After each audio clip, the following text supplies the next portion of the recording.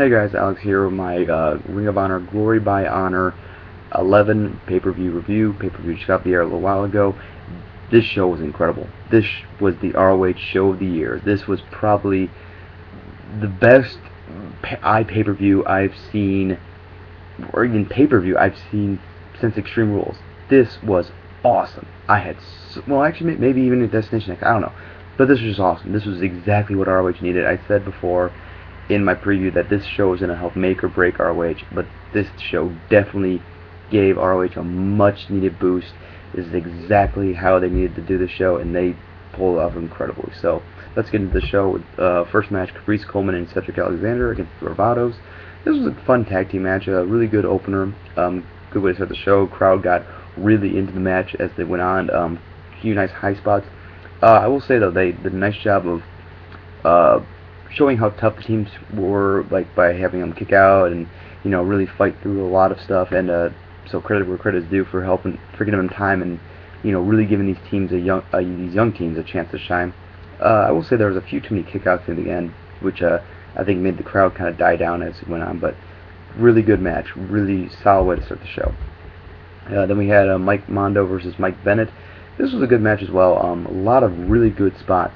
Mondo, I don't think gets enough credit for willing to take an obscene amount of bumps, or just 6 spots.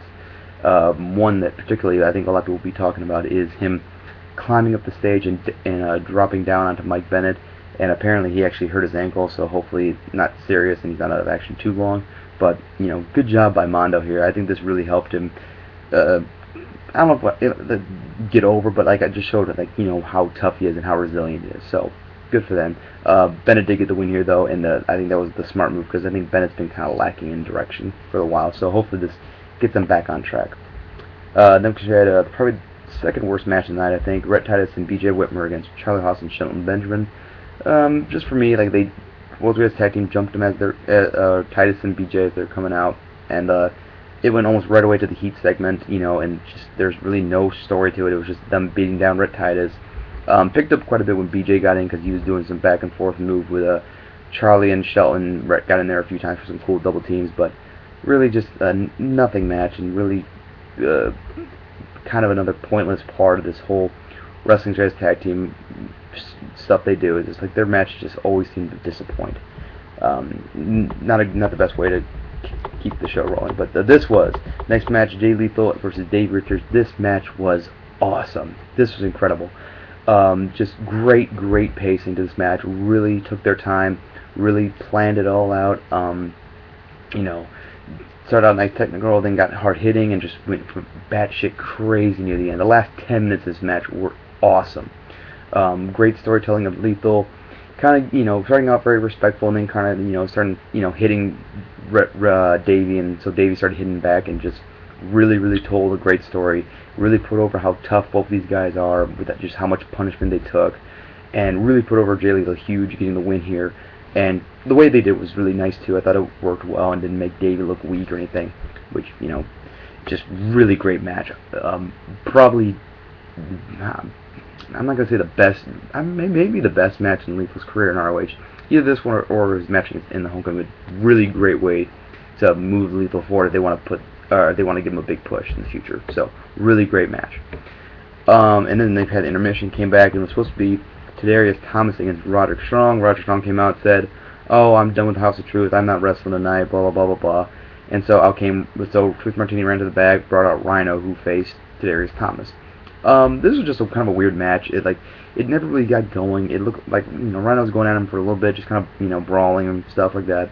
And Tadarius Thomas would hit this offense, but I just think that with a guy like Rhino, he didn't really know how to sell it. I think with Roderick it would work, but Rhino it didn't come off. His offense didn't come off very well, and it was a very quick match. And the ending was just kind of the whole match just kind of felt sloppy. I don't know if it was Rhino's fault or Thomas's fault. I don't know. But I think that if it had been strong, it would have been a lot better. But so really, I'm just gonna give this match an NA because otherwise I don't know how I'd rate it. It was just so short that it's almost not worth reviewing. But after the match, I will say Rhino quit the House of Truth and took Truth Martini and gave him the sickest bump I've ever seen Truth Martini take. Rhino lifted him up over his head and threw him into the guardrail from the ring. I'd be shocked if Truth Martinez was seriously hurt. I mean, that was not safe to do, but damn, was it cool to see alive. So, next we had the ROH World Television Title match between Adam Cole and Eddie Edwards. This was a really great match as well. Again, told a nice story of, like, you know, kind of a veteran versus a new guy, and had a nice technical wrestling mixture along with hard-hitting action. Really, really great stuff. I will say, though, I think Eddie might have gotten a stinger or hurt himself, because he was on the apron and Adam Cole springboard over the top rope, did a DDT, and Eddie, like, hit his shoulder on the apron, and so, like, I think he might have really hurt himself. And I think it affected the match a little bit, but I think they covered it well and just kind of worked into the match with their offense. And there was kind of a botch at the end, but again, they made it work, so nothing really horrible. But, like, I think that these two guys had some great chemistry together, and I actually was saying I'd like to see these guys in a 2 out of 3 falls match or some kind of multiple pins match, because I think these two guys can really do some great work, and, you know, phenomenal match. If they'd given a little bit more time, I think it would have been better, but I think that with the injury, they wanted to kind of wrap it up and go home, so that they didn't hurt Eddie more. But really, really great match. Definitely what Kyle or Adam Cole needed from this for his reign as television champion, especially if they're going to keep him going as a big star. Next, we had the ROH World Tag Team Title match between Jimmy Jacobs, Steve Corino, and the Briscoes. This was a good match, you know. I think about on par with their match at Boiling Point.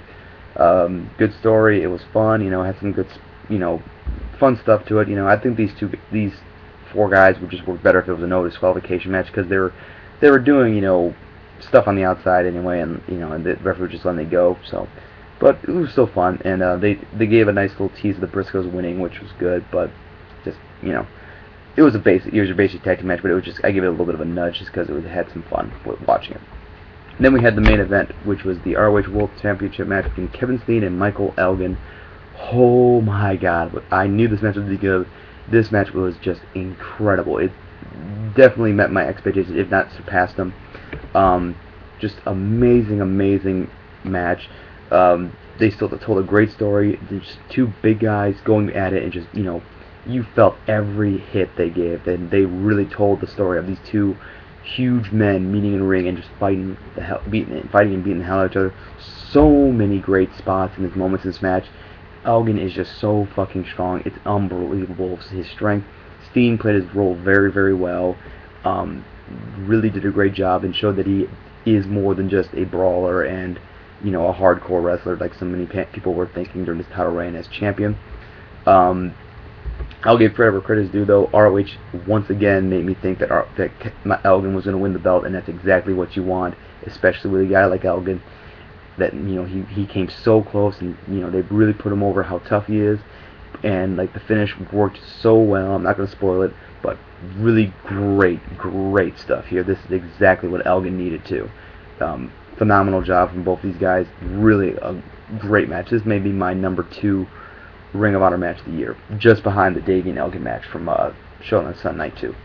And after the match, Roger came out, kicked Elgin in the face, which, like, I'm like, thank you. They didn't have strong interfere and ruin the match with the interference, so they waited till after match. Very smart booking from Delirious. Thank you very much. And then after the match, Nigel was handed a box, and he's like, you know, he's told, I was told to hand this to Kevin if he won the belt. So he hands it, and, like, you know, everyone's like, what's in the box? And he opens it, and it's El Generico's mask. So El Generico is finally coming back to Ring of Honor. Thank you, God. And just that right there, the biggest Markout moment of the year. Just absolutely incredible. I was telling people for months that, like, oh, it'd be really cool if they had El Generico come back and be the one that beats Steen at Final Battle, and it looks like they might do it now. Thank you, God. I'm so fucking happy. Seriously, I had tears of happiness after the show, because I was just so fucking happy with everything that went on in the show. You know, everything was, you know, either really good or it worked in its content. So, big thumbs up. Buy this show. This is the kind of show that Ring of Honor should be doing more often. Buy it to show them your support. Okay?